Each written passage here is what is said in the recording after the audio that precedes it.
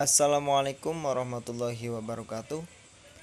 Perkenalkan kami dari kelompok satu yang beranggotakan yang pertama Muhammad Saif Muammar, kemudian ada Ilmanur Rohmah, kemudian yang ketiga ada Nahdia, dan yang keempat ada Muhammad Bima Anggit Prakoso. Di sini kelompok kami akan mempresentasikan tujuan dan fungsi manajemen keuangan.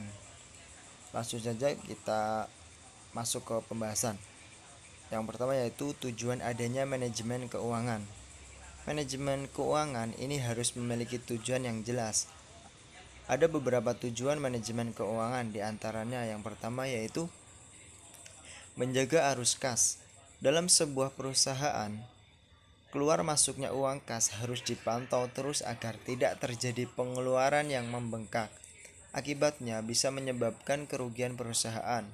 Uang kas biasanya dikeluarkan untuk membeli bahan baku, menggaji karyawan, dan pengeluaran yang lain. Kemudian yang kedua ada memaksimalkan keuangan perusahaan. Tugas manajemen keuangan bukan hanya mengawasi keuangan, tetapi juga melihat aktivitas anggaran dana yang tidak menguntungkan bagi perusahaan yang dapat dihilangkan dan diganti dengan aktivitas yang lebih menguntungkan perusahaan. Kemudian yang ketiga ada mempersiapkan struktur modal. Maksudnya yaitu manajer keuangan dalam merencanakan struktur modal harus bisa menyeimbangkan anggaran yang dimiliki dengan dana yang dipinjam perusahaan. Kemudian yang keempat ada memaksimalkan keuntungan. Perencanaan keuangan yang tepat akan mampu memaksimalkan keuntungan yang didapat dalam waktu jangka yang panjang. Kemudian poin yang kelima akan dijelaskan oleh Mbak Nahdia. Dipersilakan. Lanjut yang kelima, meningkatkan efisiensi ialah dengan menganggarkan dana yang tepat pada semua aspek, maka efisiensi dana perusahaan akan terus meningkat. Yang keenam, mengoptimalkan kekayaan perusahaan. Manajer keuangan juga harus mampu membaca pasar saham dengan memberikan pembagian laba semaksimal mungkin kepada pemegang saham. Tentunya akan meningkatkan perusahaan dan memberikan kepercayaan pemegang saham untuk terus berinvestasi di perusahaan.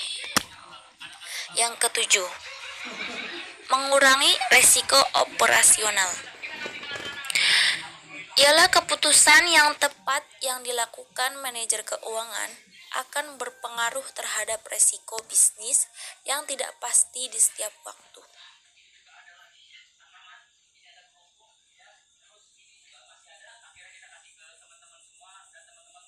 Lanjut yang kelima.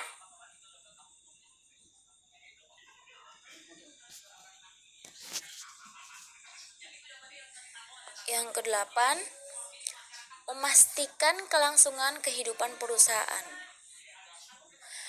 Ialah manajer keuangan memegang peranan penting jalannya sebuah perusahaan. Keputusan yang tepat akan mampu membuat perusahaan bertahan di persaingan bisnis. Namun, sebaliknya, keputusan yang tidak hati-hati akan menyebabkan sebuah perusahaan bangkrut. Yang kesembilan, mengurangi biaya modal. Maksud dari mengurangi biaya modal yaitu manajer keuangan harus membuat perencanaan modal yang tepat agar penggunaan modal dapat diminimalisasi sedemikian rupa. Yang kedelapan,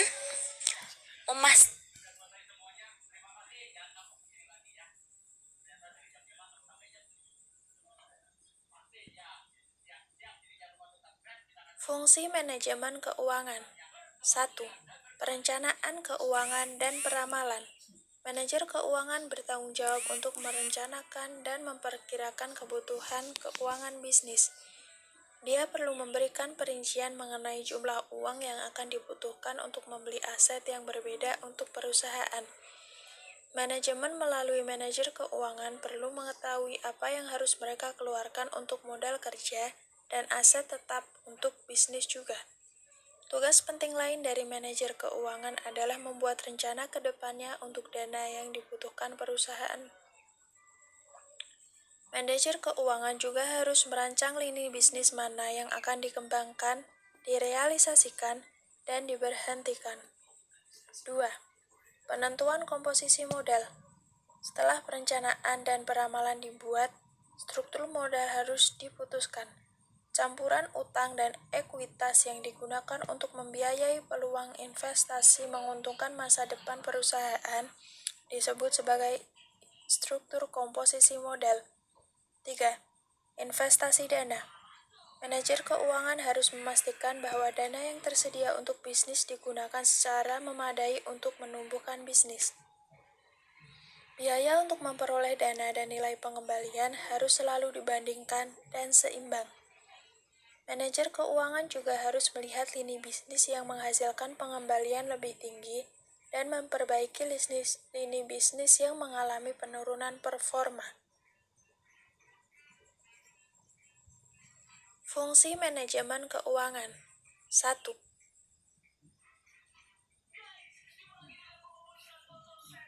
Kemudian yang keempat adalah pertahankan likuiditas yang tepat.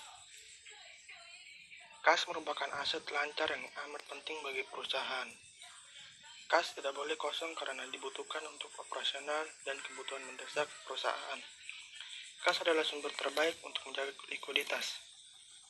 Likuiditas merupakan perihal posisi uang kas atau perusahaan dan kemampuannya untuk memenuhi kewajiban yang jatuh tempo tepat pada waktunya.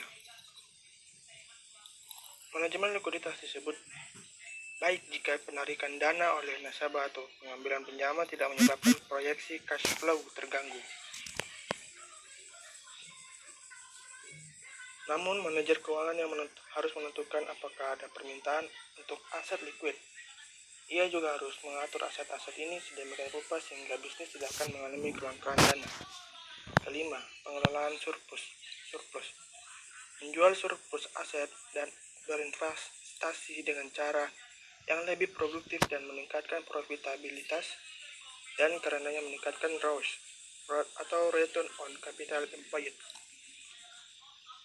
Keenam adalah kontrol keuangan. Kontrol keuangan dapat ditafsirkan sebagai analisis hasil aktual perusahaan, didekati dari perspektif yang berbeda pada waktu yang berbeda.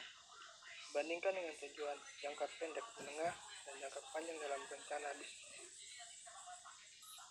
Kemudian yang keempat. Baik teman-teman, demikian penjelasan dari kelompok kami tentang tujuan dan fungsi manajemen keuangan. Bila ada tutur kata yang kurang berkenan, kami dari kelompok 1 mohon maaf yang sebesar-besarnya. Wassalamualaikum warahmatullahi wabarakatuh.